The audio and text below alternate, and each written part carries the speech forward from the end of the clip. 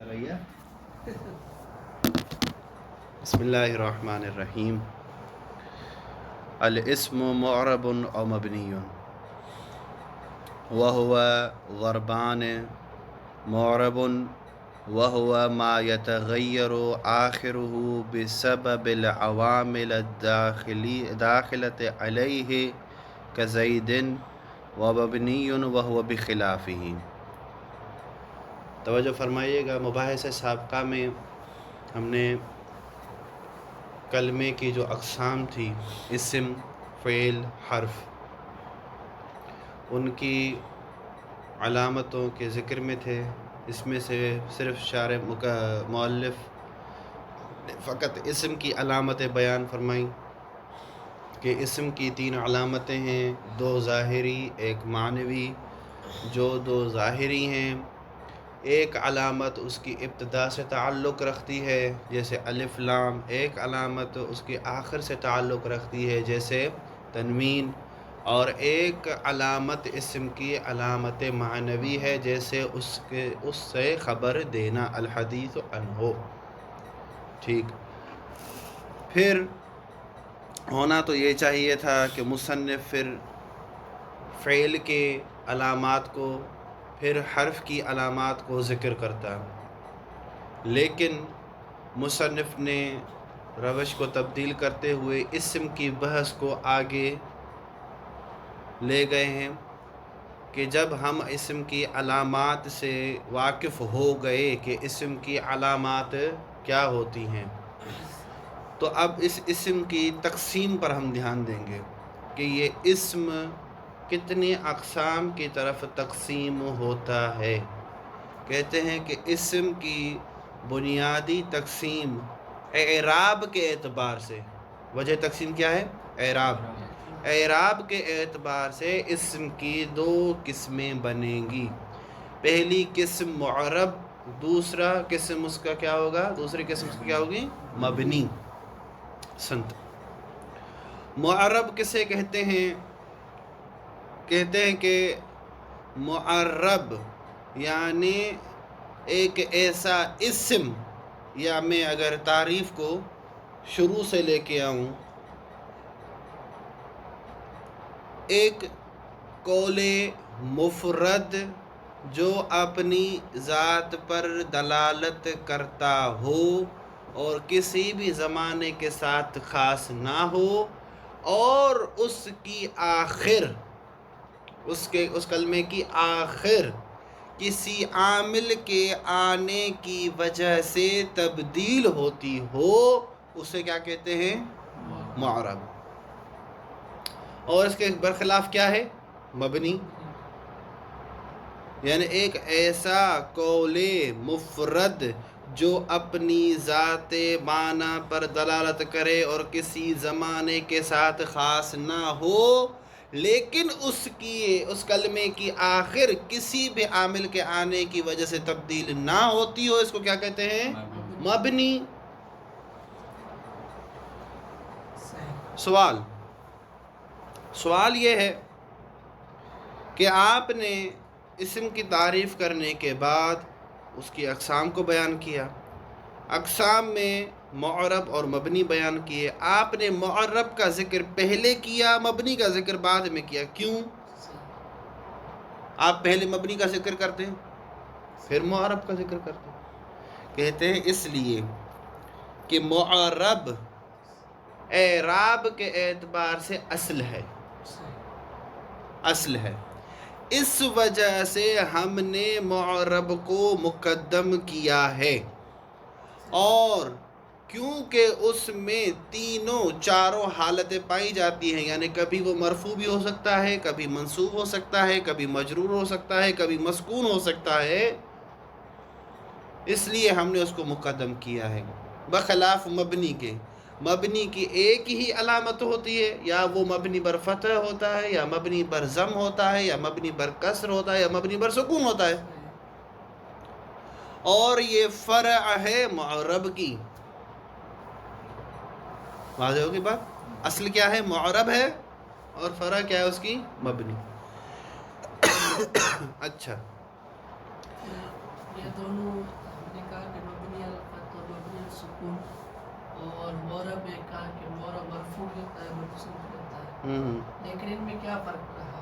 मकतूब भी वही है, एक तो मरफू भी है। इसमें बुनियादी फ़र्क ये है कि मुअरब का जो एक इस्म है, उस इस्म को अगर आप नस्ब करना चाहते हैं तो आमिल नस्बी लाएंगे, ठीक है। उस कलमे को तब्दील नहीं करेंगे, वो कलमा वही रहेगा, सिर्फ आखिर में उसकी एराब तब्दील होगी। मबनी क्या है? जो मबनी बर फतह है, किसी भी आमिल के आने की वजह से आप आमिल रफ़ई लाएँ, आमिल नस्बी लाएँ, आमिल जर्री लाएँ, कोई भी आमिल ले आएँ, उसकी आखिर तब्दील नहीं होनी, वो उसी पर बाकी रहेगा, उसमें तब्दीली नहीं आनी बिल्कुल भी। यही बुनियादी फ़र्क है।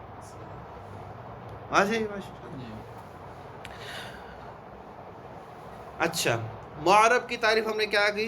मा यतगय्यरु आखिरुहु बिसबबि अल अवामिल अद्दाखिलत अलैहि, यानी जिस कलमे की आखिर, यानी एक ऐसा इस्म जिसकी आखिर तब्दील होती हो किसी आमिल के दाखिल करने की वजह से।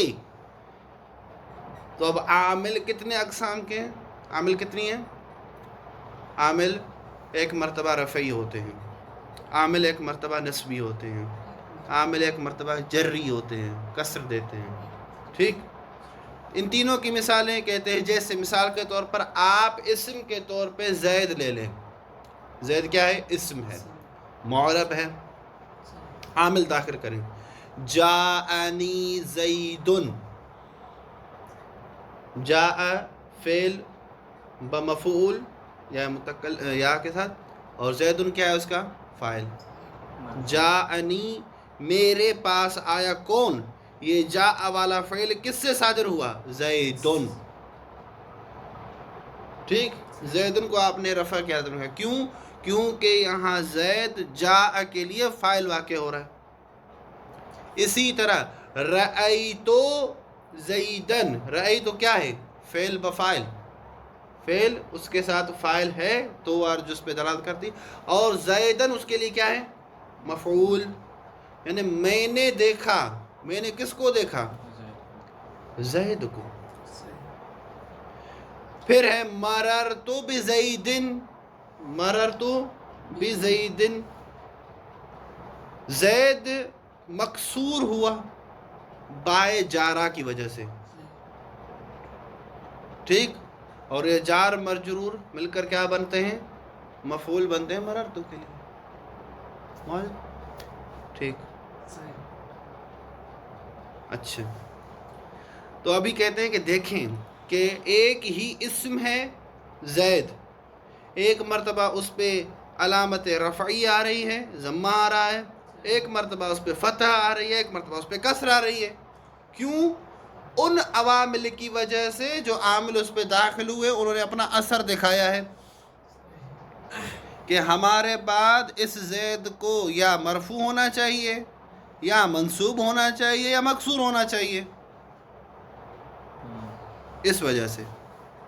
अच्छा, यहाँ से क्या बात पता चली कि अगर इस्म की आखिर किसी आमिल के आने के अलावा तब्दील होती हो, आमिल के आने के अलावा कोई तब्दील हो चीज़ उसमें इस्म में आती हो, तो वो क्या है?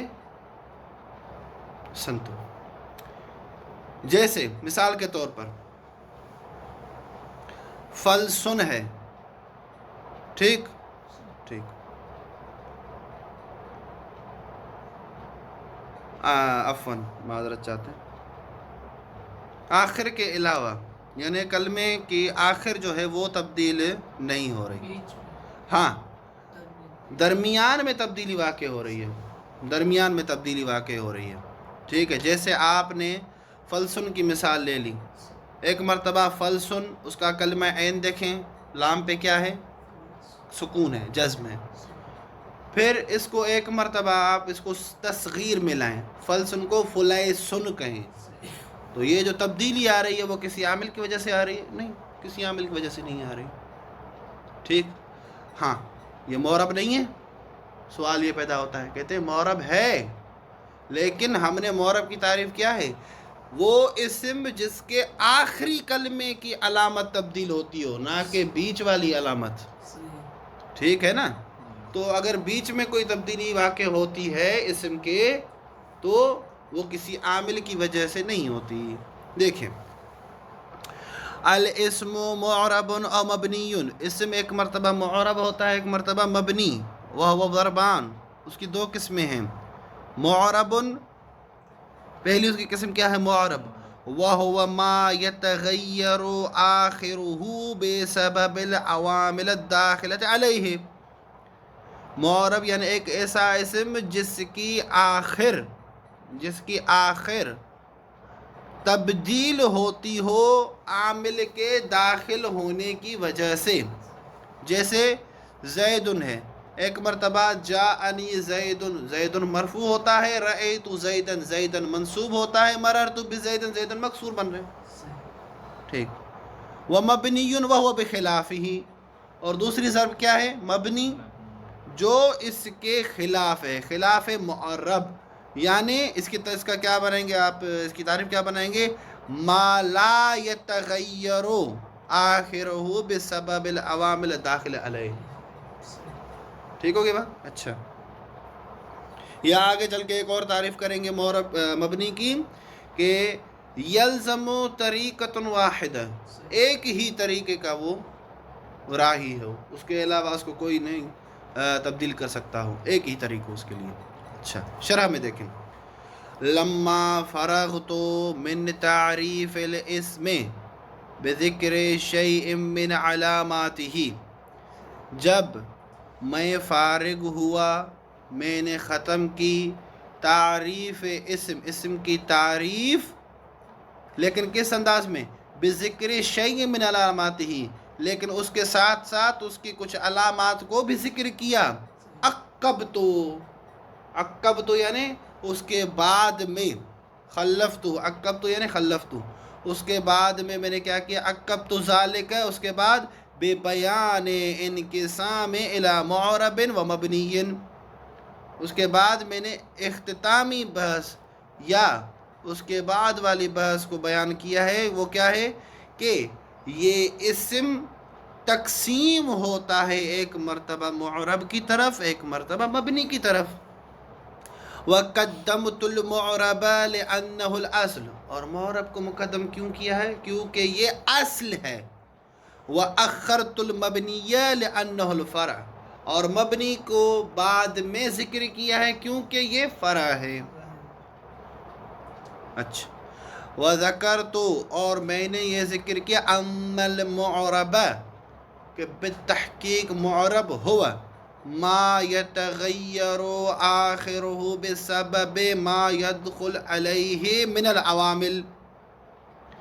جس کی آخر، معرب یعنی وہ اسم جس کی آخر تبدیل ہوتی ہو اس پر عوامل میں سے کوئی عامل آنے کی وجہ سے.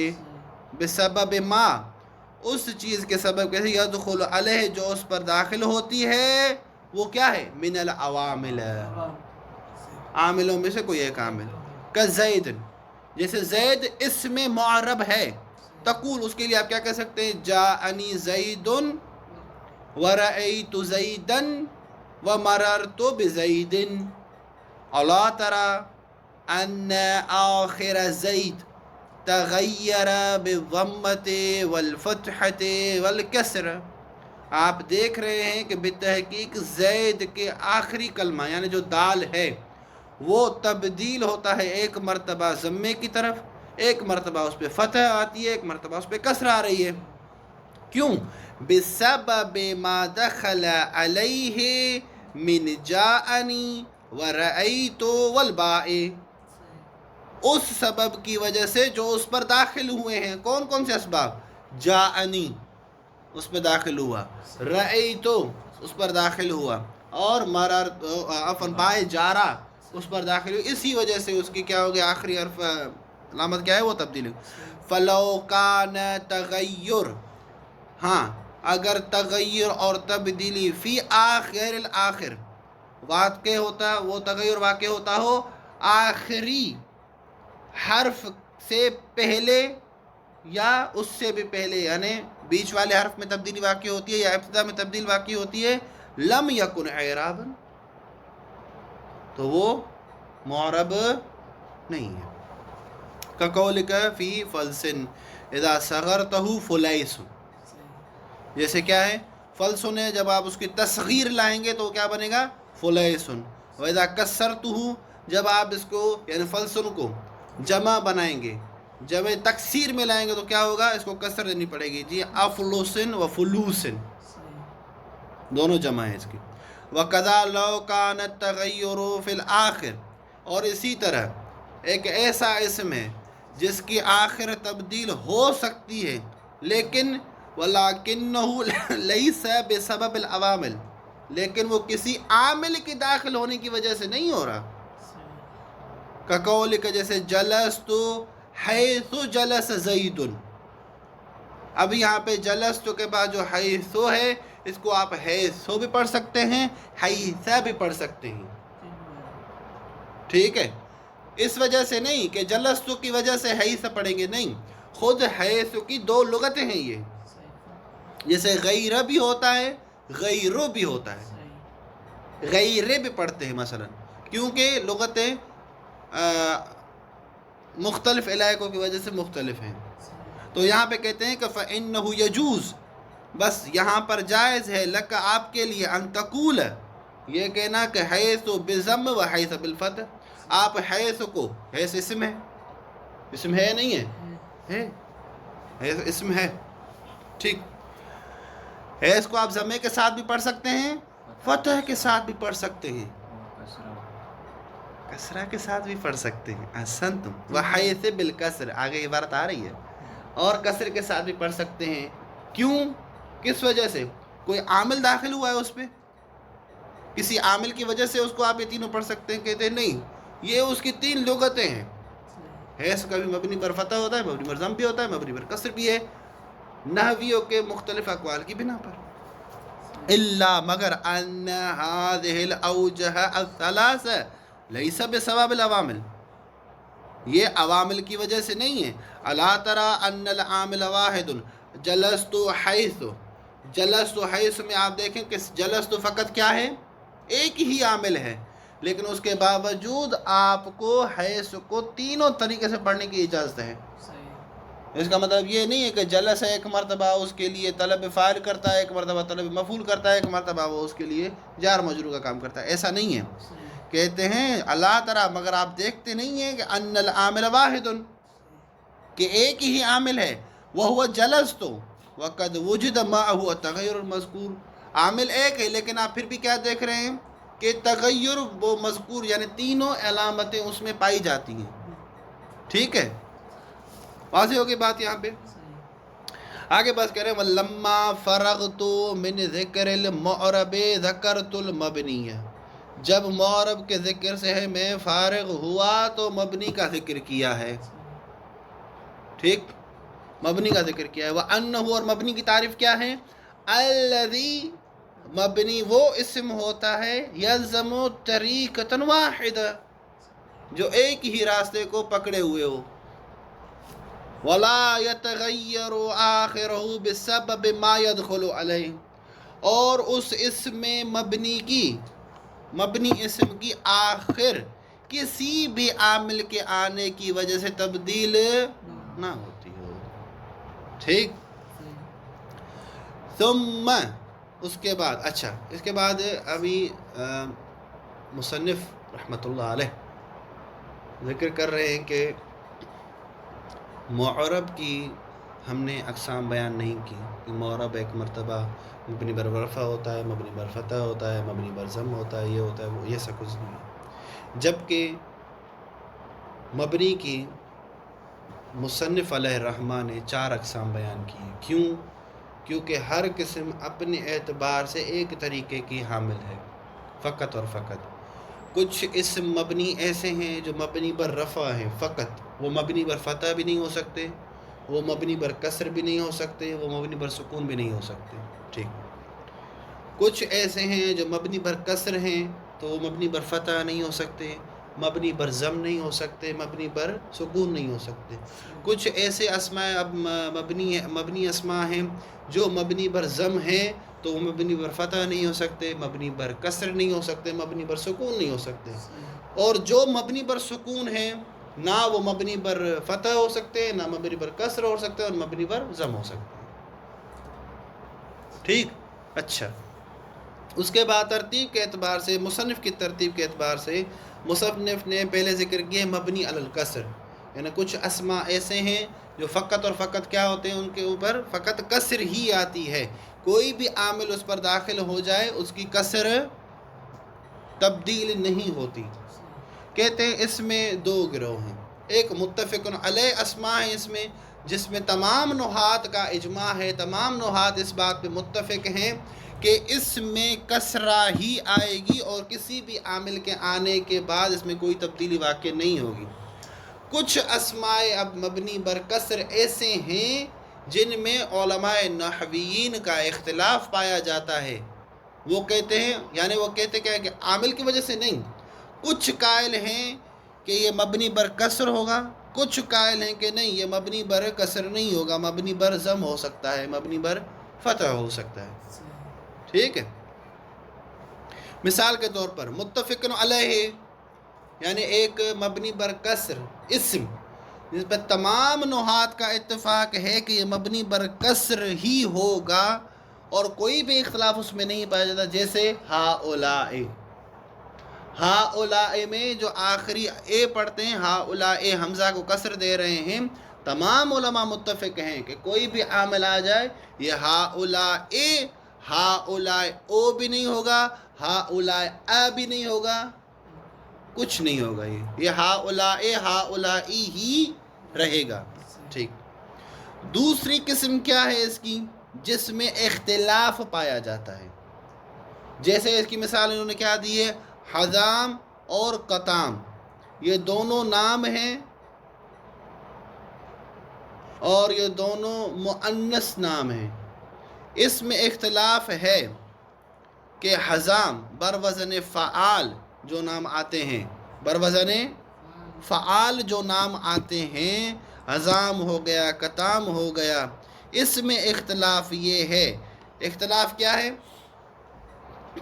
کہ اہل حجاز اس کو مبنی بر کسر مانتے ہیں مطلقاً یعنی تینوں حالتوں میں. احسنتم.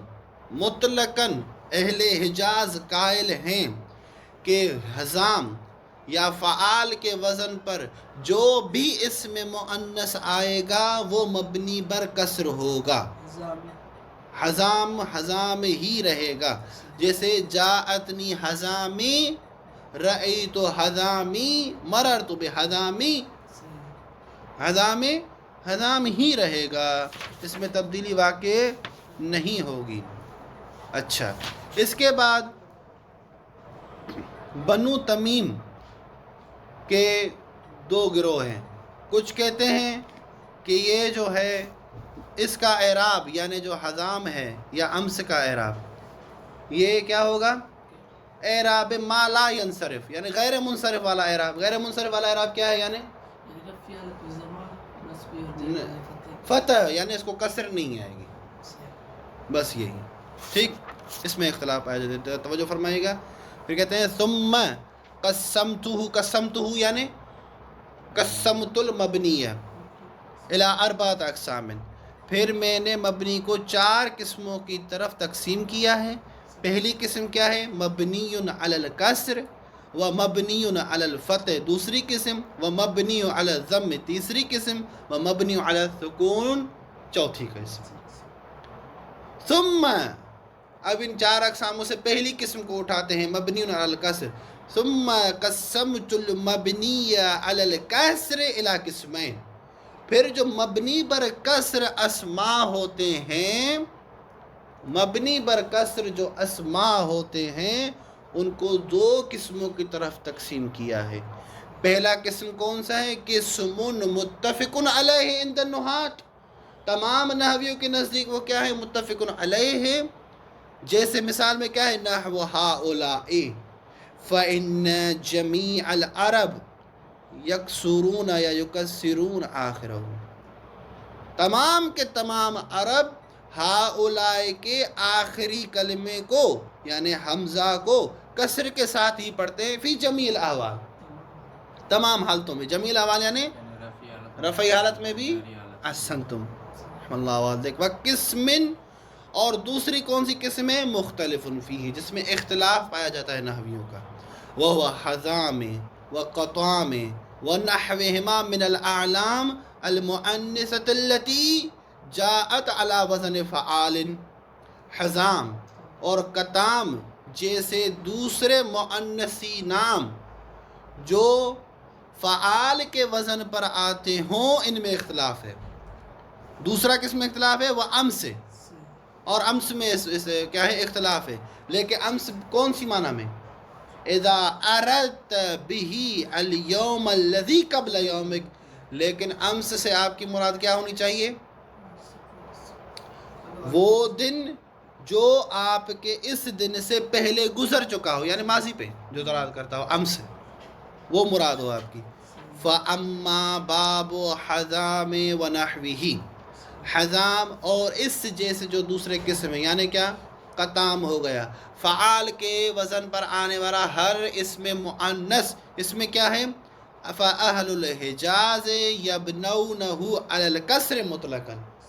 اہل حجاز مطلقاً تینوں حالتوں میں، مطلقاً یعنی تینوں حالتوں میں، رفعی حالت، نصبی حالت اور جری حالت، تینوں حالتوں میں وہ کیا کہتے ہیں؟ اس کو مبنی پر کسر ہی رکھتے ہیں. فیقولون، اور کیسے مثال پیش کرتے ہیں؟ جاءتنی حزام رأیت حزامی ومررت بحزامی. ٹھیک ہے.